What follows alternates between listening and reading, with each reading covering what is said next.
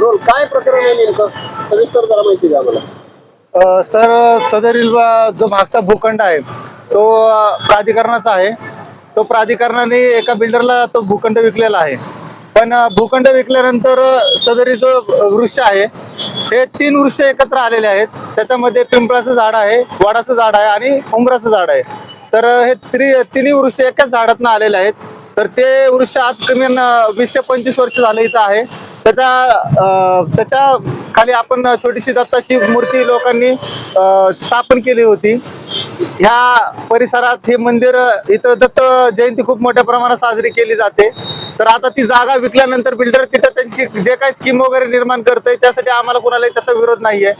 सदरील जिथले जेवढे पण इथं लोक आहेत त्यांना कोणाला त्या गोष्टीबद्दल विरोध नाहीये. फक्त आमचा विरोध एवढाच आहे की बाबा तुम्ही जे काही काम करताय ते फक्त ह्या वृक्षाला कुठे धक्का नको लागायला.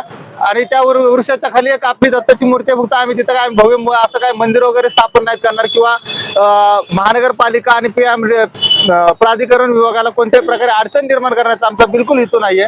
पण संबंधित जे वृक्ष आहे ते वृक्ष वटवृक्ष आहे, त्याच्यामध्ये उमराचं झाड आहे आणि पिंपळाचं झाड आहे. त्या वृक्षाला कुठे हानी पोहोचता कामा नये. आज आपण बघतोय की मोठ्या प्रमाणामध्ये प्रदूषण वाढत चाललं आहे आणि हे तिन्ही वृक्ष आज ऑक्सिजन देत आहेत आपल्याला.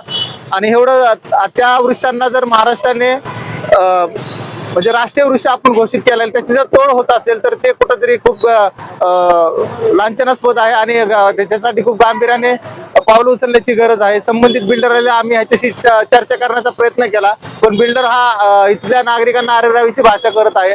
आणि आरेरावीची भाषा करत त्यांनी जे मंदिर होतं ते मंदिर देखील त्यांनी तोडलं. तरी इथले नागरिक शांत बसले की त्यांना कोणत्याही प्रकारे इथं अनधिकृत प्रकार करायचा नव्हता.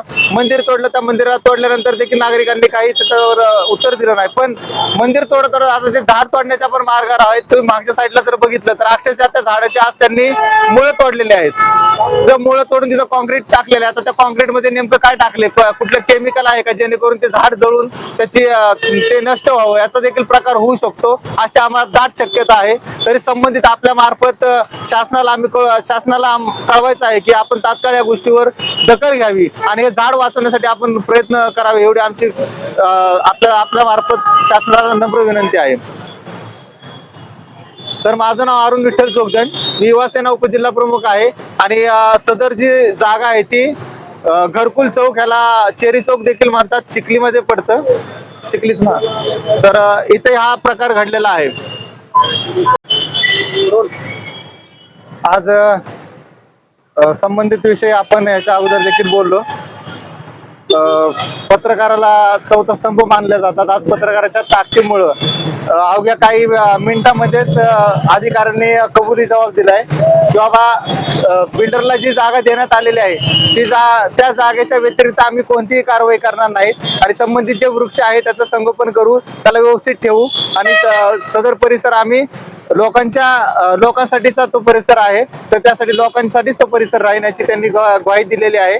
आणि याच्या मार्फत आम्ही परत एकदा पत्रकार बंधूंचा आम्ही खरंच मनापासून आभार मानतो. संबंधित ज्या लोकांनी या गोष्टीसाठी पुढाकार घेतला त्यांचे देखील आम्ही मनापासून आभार मानतो.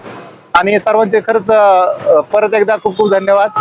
आणि हा खरंच लोकशाहीचा विजय आहे. धन्यवाद. थँक्यू.